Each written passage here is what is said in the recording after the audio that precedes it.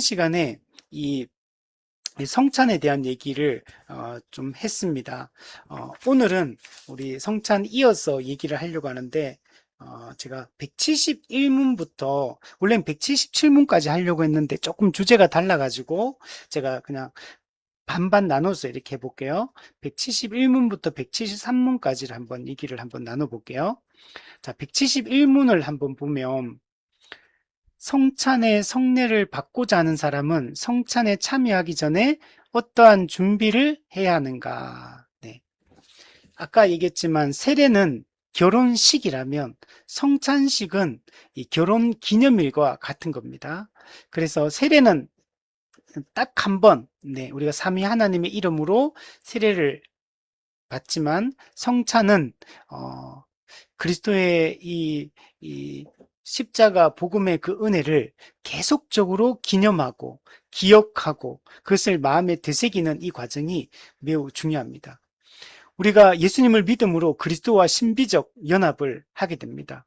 우리가 그리스도와 연합하게 되고 그리스도의 죽음과 부활에 우리가 참여하게 되는데 그 성찬은 그 은혜 언약의 참여함을 확인하고 실제로 누리는 이 잔치가 이 성찬이다라고 얘기를 할 수 있습니다. 즉 쉽게 얘기하면 은혜 언약의 참여함을 우리가 확인하는 순간이 그리고 성찬이고 우리가 은혜 언약에 참여하는 한 새언약 공동체다, 한 지역교회로서 한 새언약 공동체다라는 것들을 확인하는 과정이 여러분 성찬입니다. 그래서 우리가 이 성찬에 참여를 할 때는 준비를 잘하는 게 되게 중요합니다. 우리가 그냥 성찬식을 하는 날 그냥 헐레벌떡 뛰어와가지고 그냥 성찬에 참여하는 게 아니고 우리가 성찬이 주일날 미리 일주일 전에 공고를 하게 돼 있습니다. 그래서 주보에다가 뭐 몇 월 며칠 성찬식이 있다 이렇게 공고가 되면 그걸 확인한 이후에 성찬을 받을 준비를 하는 것들이 우리에게 매우 중요합니다. 자, 그 내용을 한번 보면 성찬의 성례를 받는 사람은 성찬에 참여하기 전에 이에 대한 준비를 해야 한다. 네. 그냥 막 오늘 성찬식 하는 날 하는 줄도 모르고 막 뛰어와가 그날 참석했는데 예배에 성찬식을 하고 있어요. 그냥 얼떨결에 그냥 성찬식 참여하거나 이렇게 되면 안 된다는. 또 성찬식을 하는데 막 지각해가지고 막 성찬하는데 막 중간에 막 설교 시간에 막 뛰어 들어와가지고 막 급한 마음으로 막 성찬 참여한다든지 또는 뭐 바쁜 일이 있으면 그냥 일부 예배 빨리 드리고 그냥 성찬식은 2부 예배 때 하는데 예를 들면 1부 예배 빨리 드리고 오늘은 바쁘니까 약속 있으니까 빨리 집에 가고 그냥 성찬에 대한 기대감이나 이런 게 없는. 그리고 뭐 혹시 문제가 있어서 못 가면 뭐 다음 성찬식 때 그냥 성찬 받으면 되지 이렇게 가볍게 생각을 해서는 안 된다는 거. 여러분 이 성찬은 이 복음의 은혜가 이게 주어지는 특별한 날인데 이 날이 그러니까 너무 중요한 하나님 앞에 이 의식으로서 이렇게 진행이 되는 건데 이걸 가볍게 생각해서는 안 된다는 거.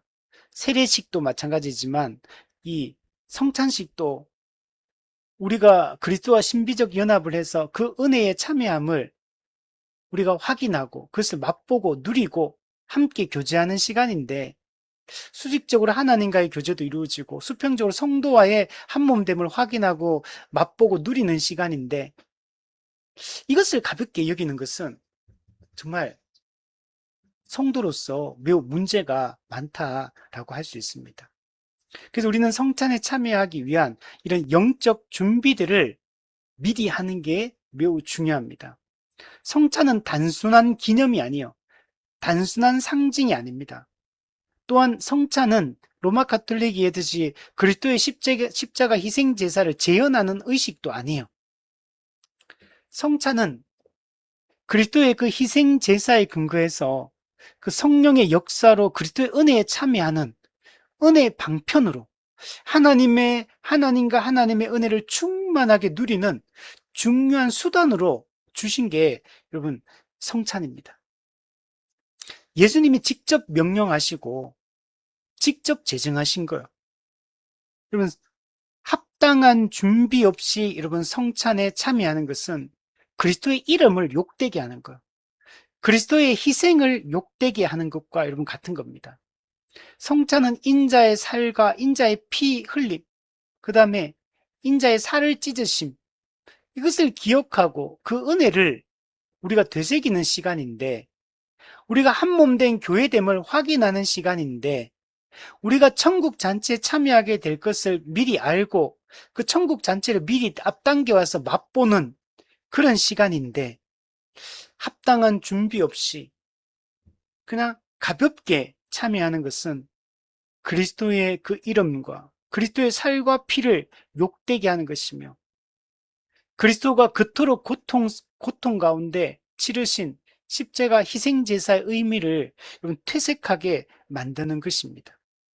그러므로 성도는 자기를 살펴야 됩니다. 자기를 살피며 준비를 해야 됩니다.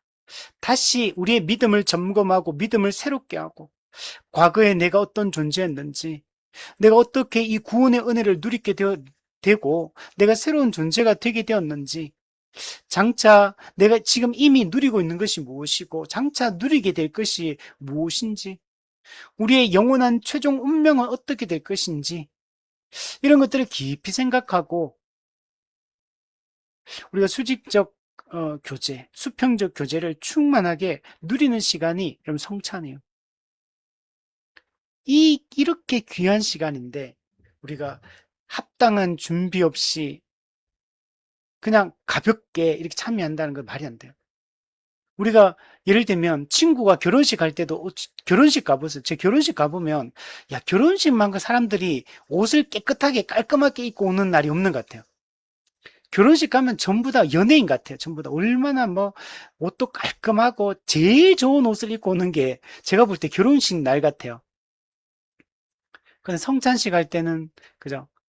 그냥 입던, 네, 그런 옷 그냥 대충 입고 대충 그냥 이게 와서 그냥 뭐 이번에 못 받으면 다음에 받으면 되고, 뭐 다음에 못 받으면 내년에 받으면 되고, 근데 이런 심정으로 이 성찬에 참여를 한다는 거예요.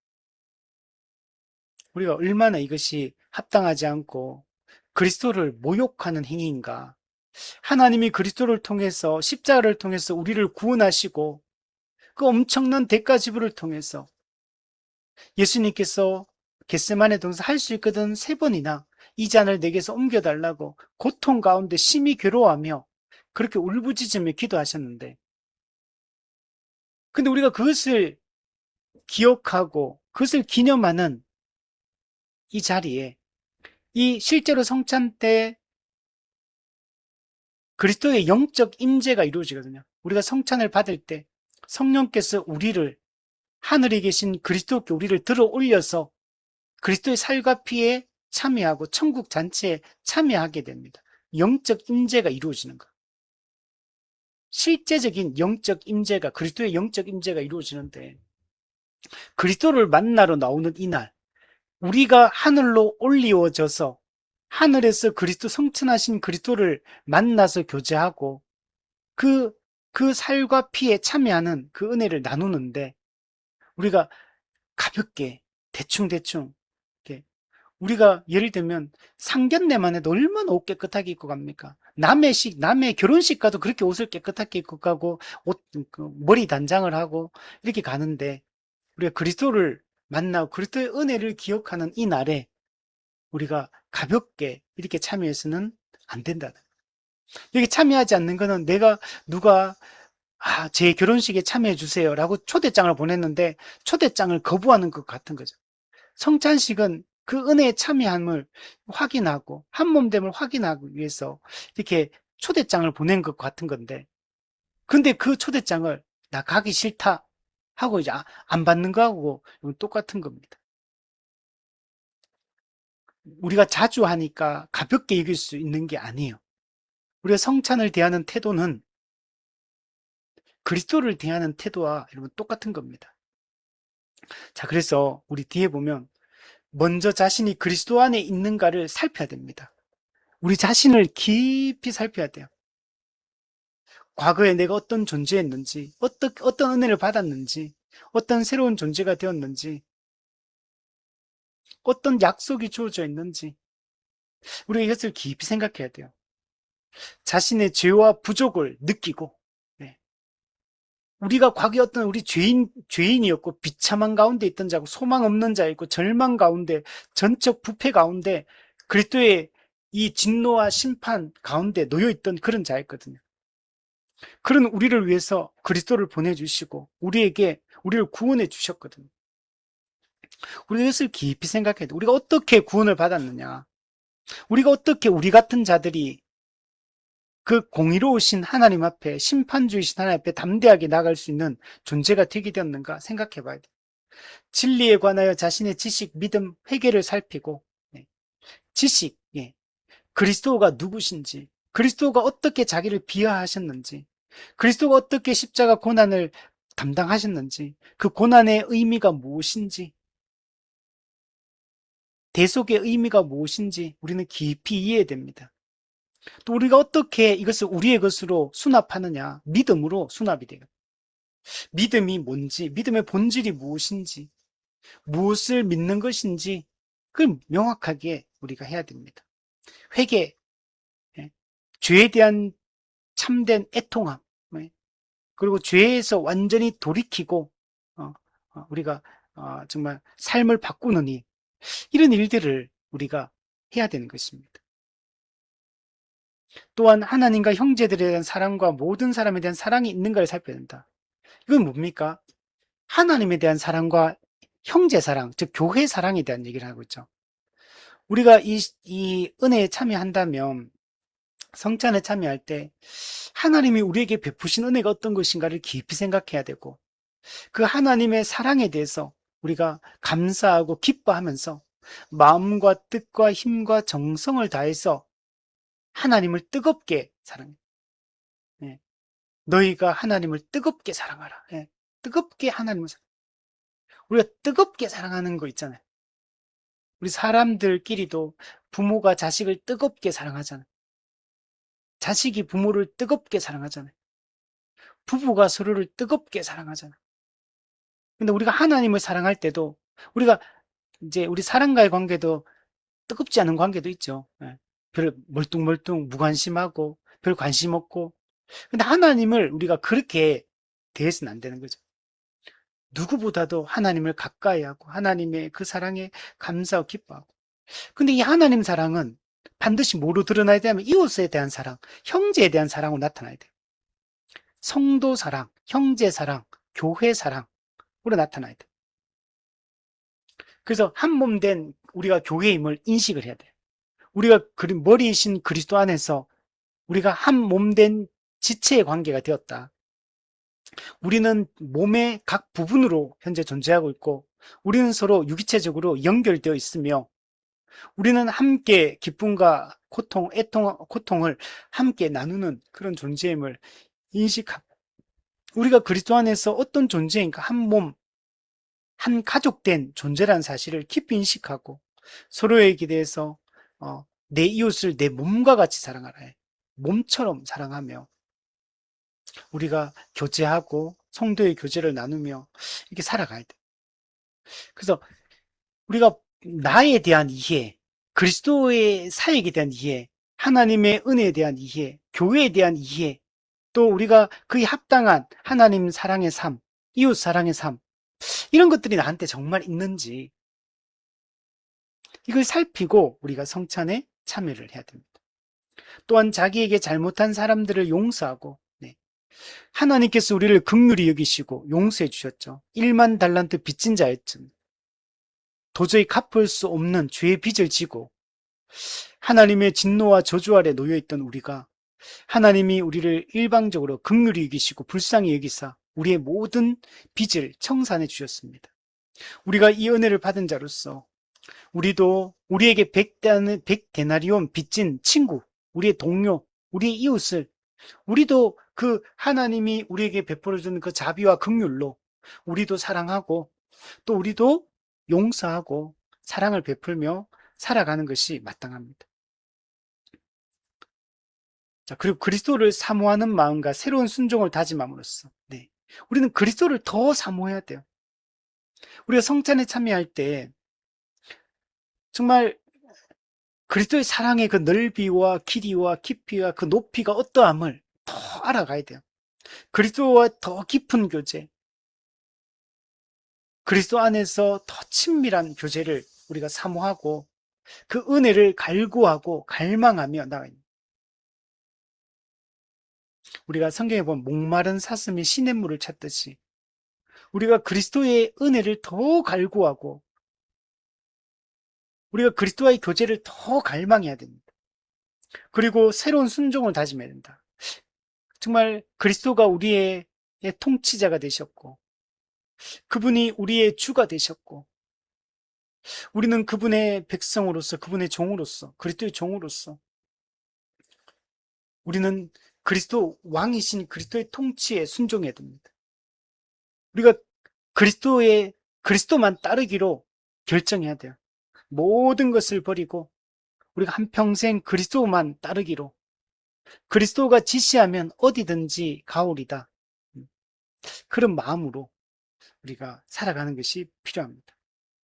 그리고 이제 이 성찬에 참여하면서 우리가 은혜를 새롭게 받으며 성찬에 참여하면 여러분 보이는 이 복음, 보이는 말씀이기 때문에 우리가 들리는 말씀으로 받는 복음의 은혜도 있지만 또 눈으로 직접 일종의 맛보고 우리 귀로도 듣고 입으로 맛보고 손으로 만지고 눈으로 보고 이렇게 우리의 모든 감각을 다 동원해서 복음이라는 것을 맛보고 경험하는 거거든요. 그래서 우리가 이 성찬을 시행할 때 더 큰 은혜를, 복음의 더 큰 은혜를 우리가 마음에 새기는 그런 시간이 되고 또 우리가 이 같이 묵상하고 뜨겁게 기도함으로써 성찬 준비를 해야 한다. 네. 우리가 그래서 이런 것들을 이 복음의 내용들을 깊이 묵상하고 생각하고 또 삼위 하나님의 은혜에 대해서 또 교회에 대해서 우리가 누군가에 대해서 우리가 어떤 사명을 받았는지에 대해서 깊이 생각하면서 우리가 기도하면서 성찬에 참여해야 돼. 기도하는 게 막 그러니까 우리 성찬식 하면 막 울어야 될 것 같고 막 이렇게 뭔가 슬퍼해야 될 것 같고 좀 뭔가 어둡고 좀 침침하게 이렇게 뭐 행동해야 될 것 같고 막 그런 생각 하잖아요.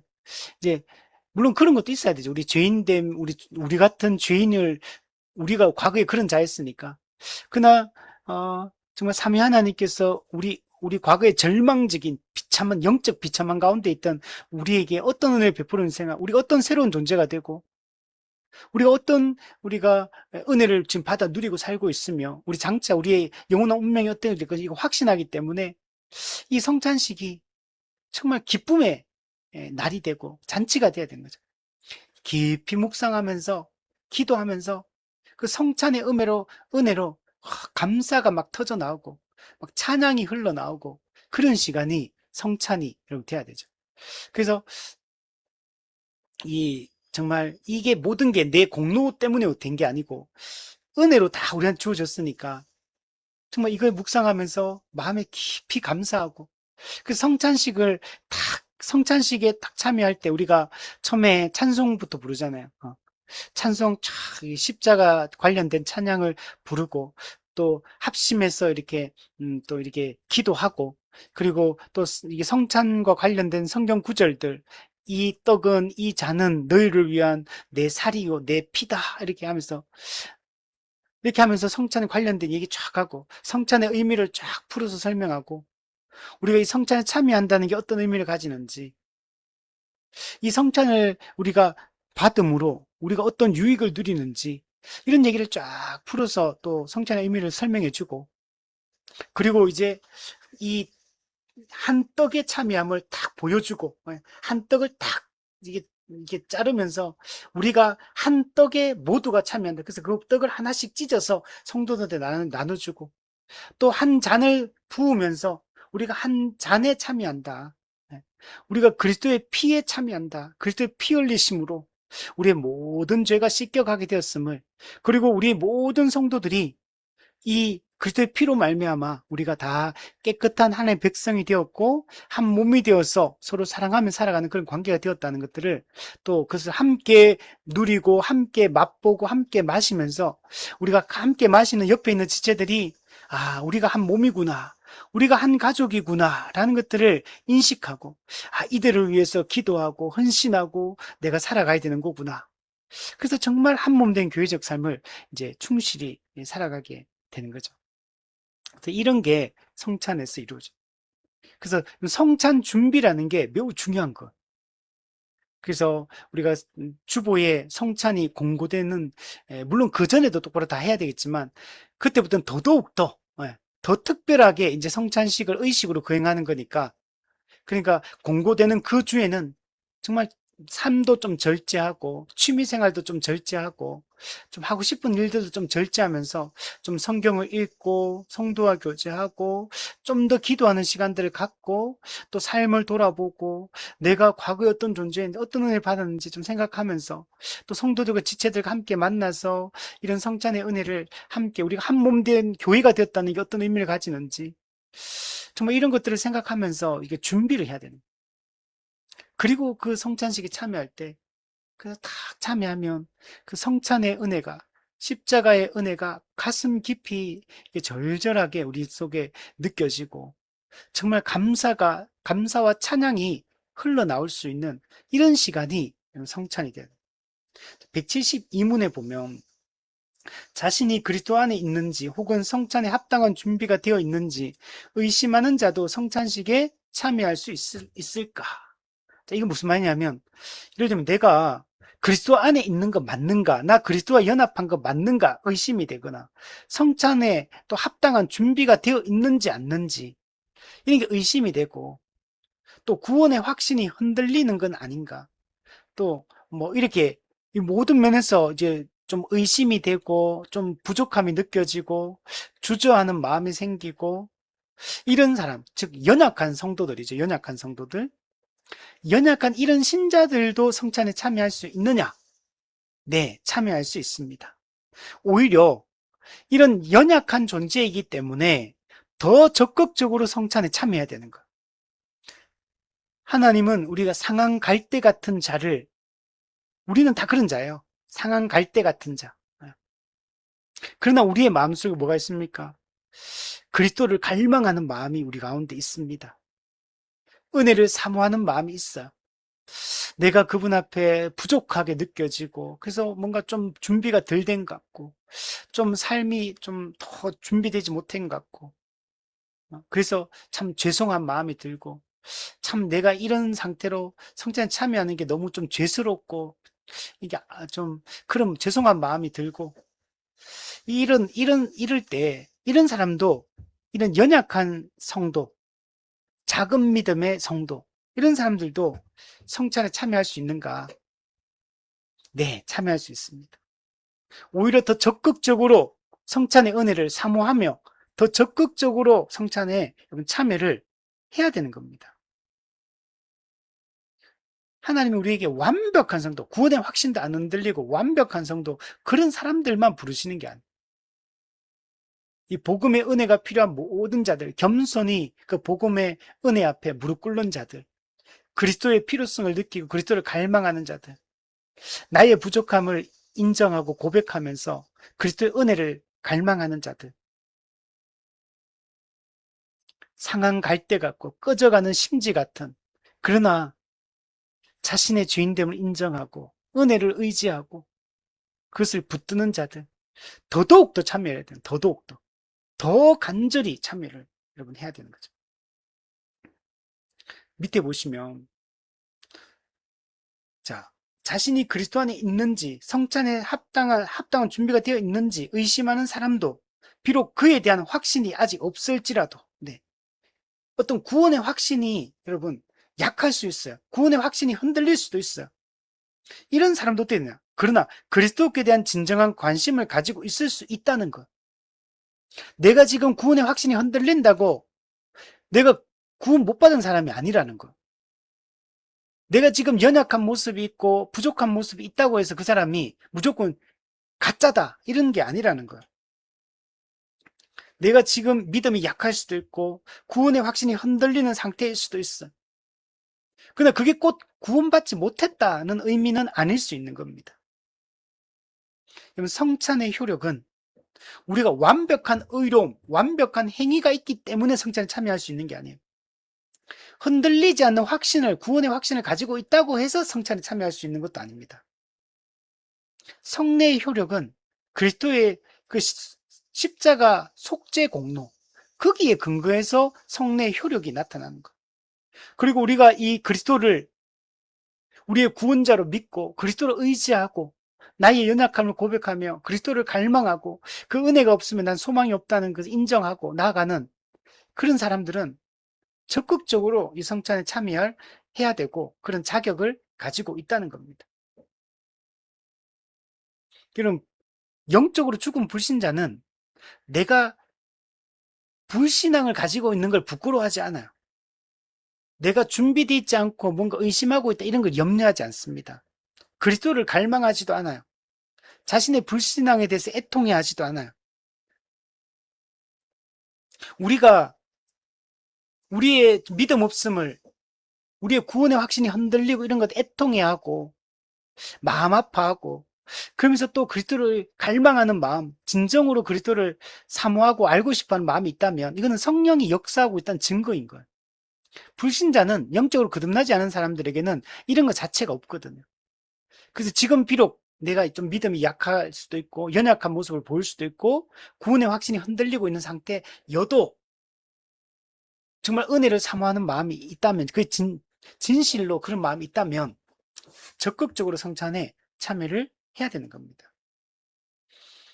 성찬은 완벽한 사람을 위해서 주신 게 아니고 영적으로 의에 줄이고 목마른 마음을 가진 어떻게 보면은 정말 연약한 자들, 부족한 자들 이들을 강건케 하고 이들을 치료하고 이들을 회복하기 위해서 주시는 영혼의 양식이요.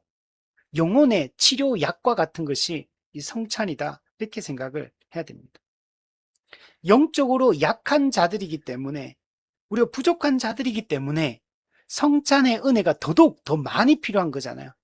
그러니까 더 적극적으로 성찬을 참여해야 되는 겁니다.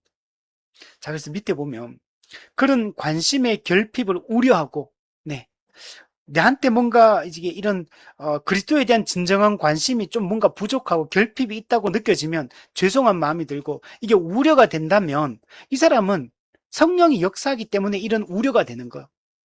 그럼 불신자들은 내가 그리스도를 갈망하느냐 하는 사람 이런 고민 자체를 안 해요. 이런 걸 고민하는 것 자체가 성령이 역사하고 있다는 증거고 또 그리스도 안에서 발견되기를 소망하는 자, 그리스도 안에서 내가 발견되기를 소망하는 자, 죄악을 떠나고 싶어하는 자, 네. 죄를 미워하는 마음을 가지고 있고 안 짓고 싶어. 물론 연약에 짓긴 지어요. 그러나 죄를 안 짓고 싶어. 죄 짓고 나면 너무 죄송하고 회개하고 또 안 지으려고 노력해. 또 짓긴 또 짓지만 또 그러면 회개하고 돌이키고 이런 거짓 없는 소원이 있다면 이 사람은 이미 하나님이 보시기에 간합된 자다. 하나님이 이미 연락하시고 받으신 이미 구원받은 백성이다. 이렇게 생각을 해야 된다는 거. 자, 그런 경우에 약하고 의심하는 신자들이라도 자, 보세요. 약하고 또 의심이 있어. 믿음이 약해가지고. 그런 신자들이 하더라도 자신의 불신앙을 애통해하고 의심을 해결하려고 노력해야 할 것이다. 네. 이런 마음이 있다면 이 사람들은 적극적으로 참여돼요. 그리함으로써 앞으로 더욱더 영적으로 성장하기 위하여 성찬에 참여해도 좋을 뿐 아니라 참여할 의무가 있다. 네. 내가 비록 약하고 의심해요.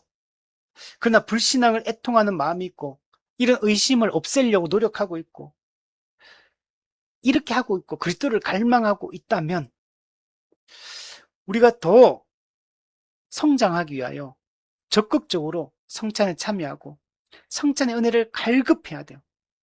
우리가 이번에도 지난주 수련회 저희 했었는데 수련회 너무 좋더라고요. 은혜 받고 3명의 강사가 이제 말씀을 전하고 또 이제 GBS 모임을 또 성경 연구를 같이 하고 또 동역자들과 또 저는 또 사역도 같이 하고 강의도 하고 이렇게 했는데 너무 좋더라고요. 우리 그러니까 말씀에 대한 기대감이 있는 거죠.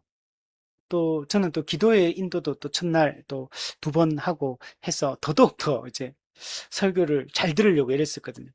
이게 정말 은혜를 받고 싶고 또 더 막 그 말씀을 마음에 새기고 싶고 또 저희 교회는 이번에 야고보서 연구했었는데 교회 가기 전에 한 달 동안 야고보서 연구를 다 했거든요.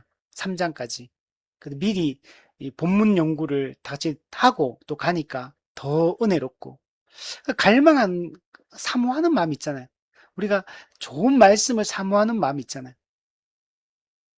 우리 성찬을 받을 때도 그래야 된다는 거.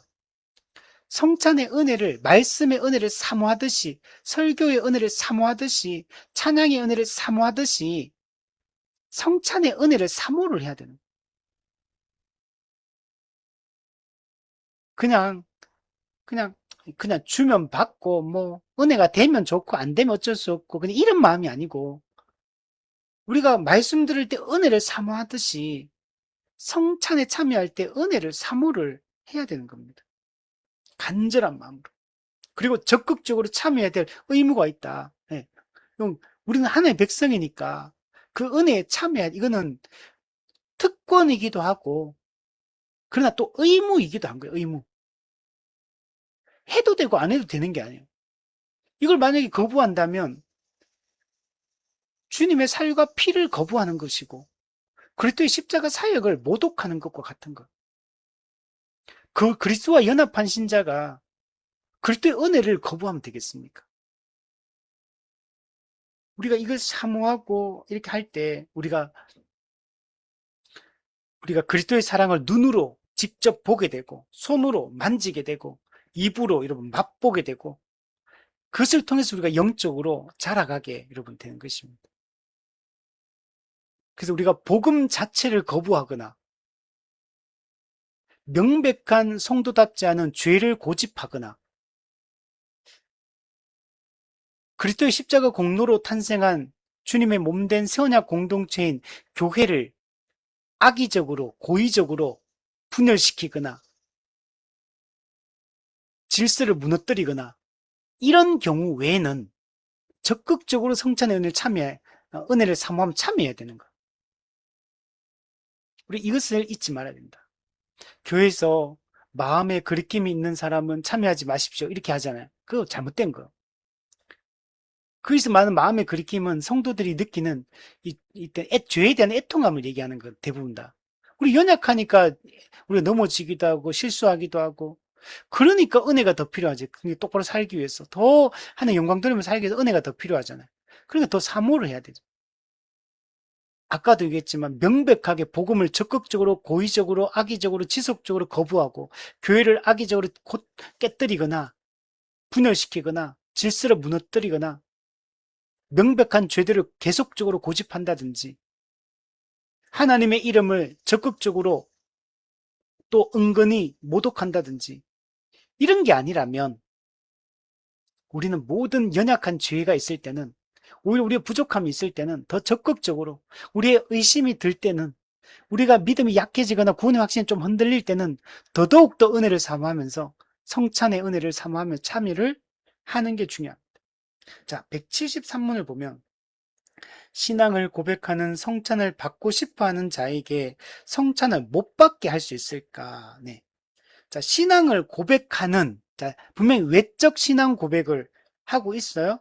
자, 그리고 성찬을 받고 싶어 하는 자, 성찬도 받고 싶어 하는 마음도 있어요. 근데 이런 사람들 중에서 성찬을 못 받게 할 수 있냐, 교회가 공적으로.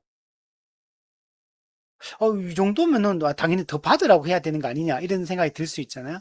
자, 이게 어떤 의미를 가지냐면, 자, 신앙 고백과 성찬을 받고 싶어 하는 욕망이 있을지라도 무식하거나 의욕이 있으면 가르침을 받아 바로 깨닫게 되기까지는 그리스도께서 자기 교회에 맡기신 권세로 그들로 하여금 성찬을 못 받게 할 수 있다.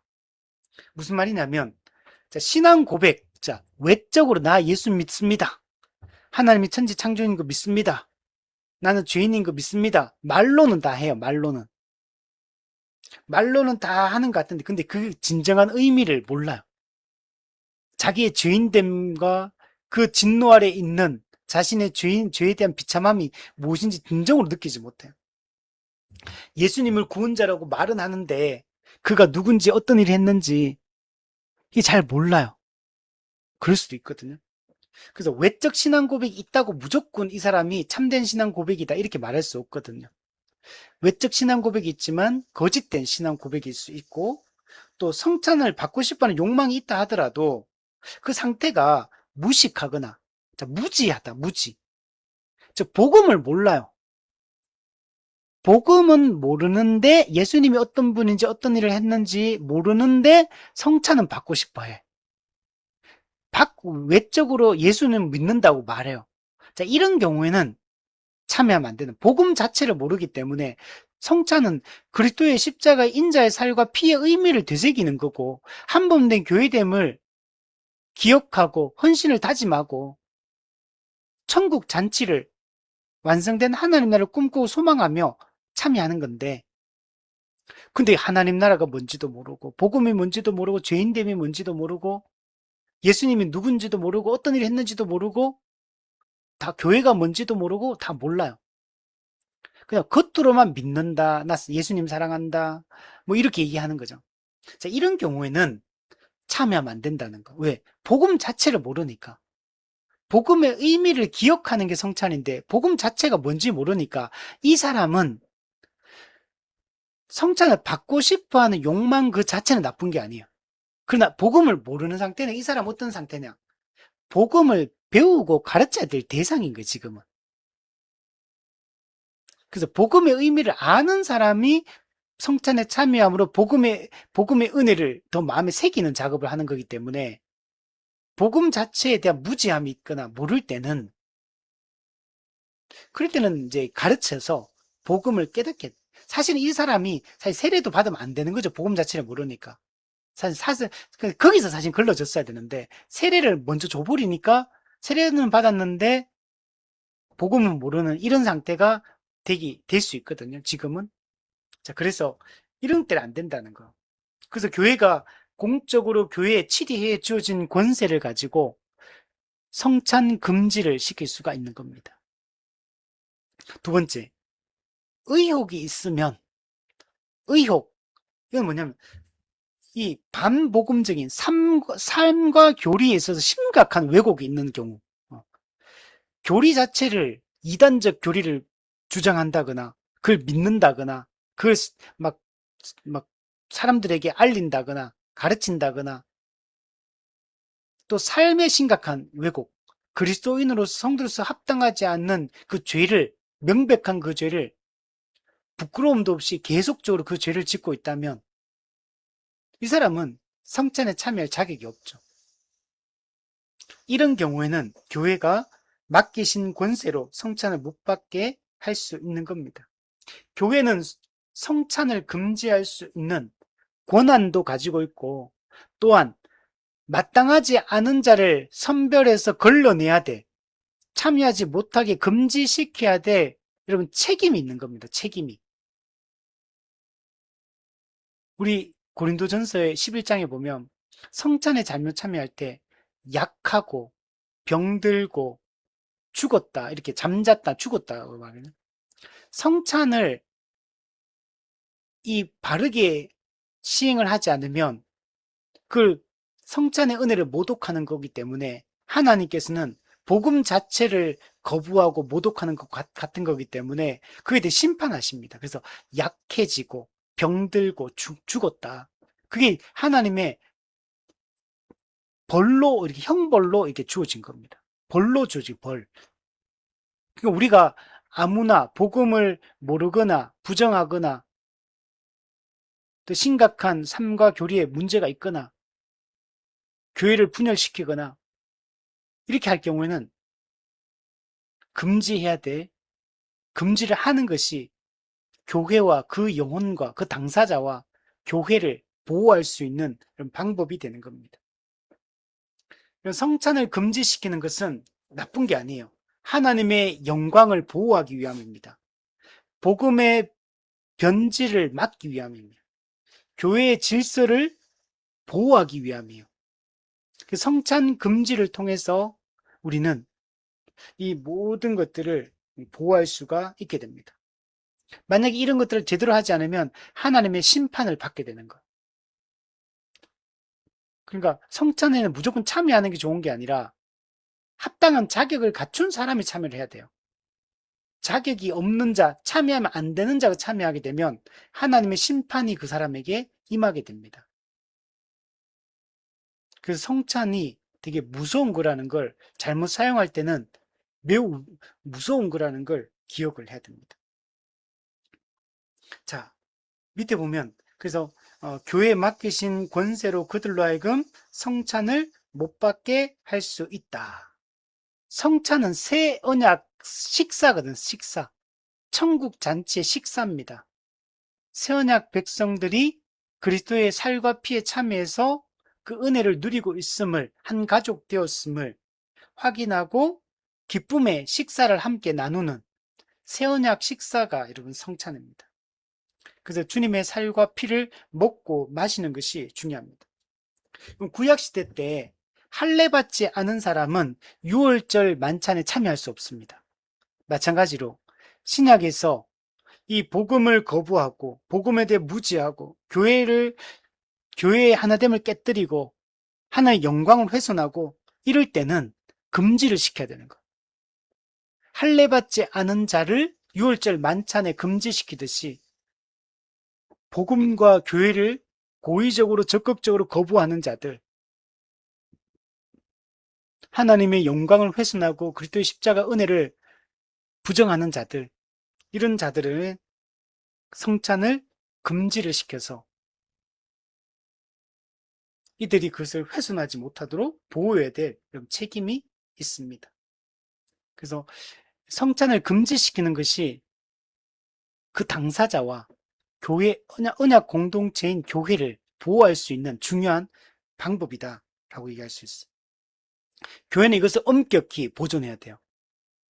그래서 아까도 얘기했지만 교회는 여러분 겉으로 볼 때는 열린 공동체처럼 보이잖아요. 아니에요. 교회는 닫힌 공동체입니다. 아무나 교회에 들어올 수 없어요. 아무나 교회가 되어서 살아갈 수 없어요. 교회는 철저하게 점검하고 검증하고 확인하고 그리고 나서 세례를 통해 교회에 받아들이는 거. 아무나 교인이 될 수 없어요. 회원이 될 수 없어요. 요즘처럼 이렇게 가볍게 아무나 세례 주고 아무나 등록시키고 이렇게 하기 때문에 교회가 무너지는 거예요. 교회는 누구든지 복음을 들으라, 오십시오. 그런 측면에서 보면 누구에게나 차별 없이 이방인이든 유대인이든 복음을 전하죠. 그런 측면에서 보면 열린 공동체처럼 보여요. 그러나 그 왔다고 다 아무나 받아주는 게 아니에요. 아무나 교인으로서의 권리와 의무를 주는 게 아니에요. 세례도 아무나 안 주잖아요. 성찬도 아무나 안 주잖아요. 직분도 아무에게나 안 줘요. 권징도 아무한테는 안 합니다. 권징도 여러분 교인에게만 권징을 할 수 있어요. 교인이 아닌 사람한테는 권징할 게 없어요. 우리 가족이 아니기 때문에 방문자들은 권징의 대상도 아니에요. 아무 상관없는 그냥 남이기 때문에 권징 자체를 안 합니다. 이런 봉사도 여러분 교회 회원들만 원래 할 수 있는 거예요. 봉사도 아무나 봉사를 막 하는 게 아니에요. 원래는 교인들만 봉사할 수 있는 봉사는 여러분 권리고 또 그게 의무이기도 하고 또 그런 거예요. 책임이기도 하고 그래요. 특권이기도 하고. 봉사는 그래서 아무한테나 봉사를 안 시키는 거예요. 원래 회원들에게만, 교인들에게만 세례를 통해 회원이 되거나 등록을 통해 회원이 되거나 그 두 경우에만 그 교회 정회원, 정교인들에게만 여러분 봉사의 기회가 여러분 주어집니다. 우리 성가대든 식당 봉사든 주차 봉사든 주일학교 교사든 아무나 시키면 안 돼요. 교인들만, 우리 교회 교인만 시키는 거. 이런 것들을 확실하게, 이런 게 전부 다 어때요? 권징도 마찬가지고 전부 다가, 치리도 마찬가지. 교회가 목회자라고 해서 딴 교회 성도들한테 어떻게 할 수 없어요. 자기 교회 성도들만 에게만 공적으로 지도하고 가르칠 권한이 있어요. 모든 건 지역교회 단위로 다 이루어지는 거예요. 지역교회 안에서만 통용, 직분도, 은사도, 권징도, 세례도, 성찬도, 모든 게 지역교회 단위 안에서 움직이는 거예요. 지역교회를 벗어나면 그건 다 없어지는 거예요. 제가 다른 교회 가면은, 저는 그 교회 가면 그냥 성도지. 그래서 내가 그 교회 가서 장로고 집사고 권사가 아니에요. 호칭도 그렇게 쓰면 안 돼요, 원래. 이 지역교회 성도들의 투표를 통해서 이 교회 봉사를 위해 세워진 직분이기 때문에 내가 여기 있으면 그거예요. 예를 들면 제가 SK를 다니고 있는데 SK에서 제가 과장이었어요. 그럼 제가 삼성에 가면 제가 삼성의 과장입니까? 아니잖아요. SK에서 과장이었지. 삼성에 가면 아무것도 아니에요. 마찬가지로 모든 거는 지역교회 안에서만 통용되는 거다. 이걸 잊지 말아야 돼. 그래서 성찬을 분별 없이 시행하는 것은 그리스도의 몸과 피를 욕되게 하는 것이고 예수님의 영광을 훼손하는 것입니다. 교회는 땅에서 메고 푸는 권세, 이 교회가 이 천국 열쇠의 권세를 가지고 있거든요. 이 성찬을 금지하는 것도 그리스도께서 조직 교회 7위회에 위임하신 여러분 영적 권세입니다. 그래서 교회는 합당하지 않은 자를 성찬에 참여하지 못하도록 금지시켜야 될 책임과 권한을 가지고 있다. 그래서 미리 알려줘야 돼요. 이번 주에 만약에 성찬식을 한다. 근데 성도 중에 누가 현저하게 복음을 거부하고 고의적으로 지속적으로 죄를 고집하거나 교회를 분열시키고 하나됨을 깨뜨리고 현저하게 그냥 연약해서 짓는 죄 말고 만약 그렇게 하고 있다면 교회가 그 성도에게 성찬에 참여하지 말라고 공식적으로 이야기를 해야 돼요. 그러면 그게 반드시 순종을 해야 됩니다. 그래서 교회는 미리 그냥 그 당일날 와가지고 집사 A 집사님은 참여하지 마세요 이렇게 하는 게 아니고 미리 알려줘야 돼. 미리 주일 당일날이 아니고 성도들도 성도들도 내가 참여할 수 없는 자라면 교회가 공식적으로 그 사람한테 먼저 얘기를 해서 금지를 시켜야 되고 그냥 연약해서 짓는 죄 아까 말했지만 구원의 확신 좀 흔들리는 거 좀 연약 부족하고 이런 것들은 성찬에 참여 못할 그게 아니고 오히려 성찬의 은혜를 더 사모해야 될 그런 상황이다. 이렇게 우리가 이해를 해야 됩니다. 자, 우리 정리를 하면 제가 앞서 서론에 조금 길게 얘기했는데 우리가 지금 우리 교회도 그렇고 한국 교회도 그렇고 우리 세계 교회를 우리가 생각하면서 정말 우리는 지금 어떤 교회를 꿈꾸고 가야 되느냐. 그냥 세상적인 입장에서 우리가 목회 성공, 이렇게 성공주의 이런 차원에서 우리가 교회를 이해할 게 아니고 우리가 성경적인 관점에서 우리가 어떤 교회를 추구해야 되느냐, 어떤 교회를 세워가야 되느냐 이걸 깊이 생각해야 되고 그래서 왜 이걸 다시 생각하고 다시 교회가 성경이 가르치는 본질로 돌아가야 되냐면 지금 한국 교회가 무너지고 있기 때문에 그래요. 무너지고 있다는 게 그냥 하는 말이 아니고 수많은 통계들이 현저하게 한국 교회가 쇠퇴하고 있다는 게 너무나 피부적으로 모든 측면에서 그냥 피부적으로 숫자로 다 이게 나타나고 있기 때문에 이제 진짜 우리가 많은 기회가 없다. 그래서 빨리 정신을 차리고 교회가 정말 우리가 뭘 붙들어야 되는지, 어떤 사명에 힘써야 되는지, 교회가 무엇에 관심을 갖고 무엇에 힘을 써야 되는지 이걸 갖다 다시 우리가 지금 재정립하고 그래서 철저하게 하나님 중심, 말씀 중심, 교회 중심의 신앙생활이 될 수 있도록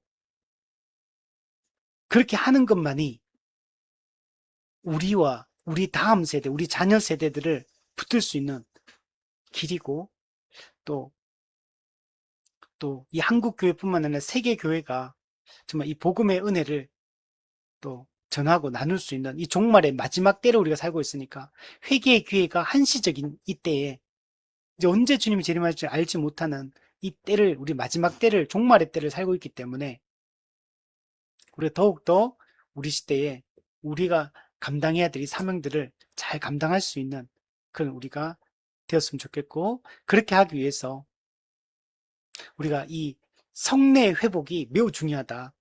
우리 다른 것도 다 중요하지만 이 세례를 함부로 주면 안 된다.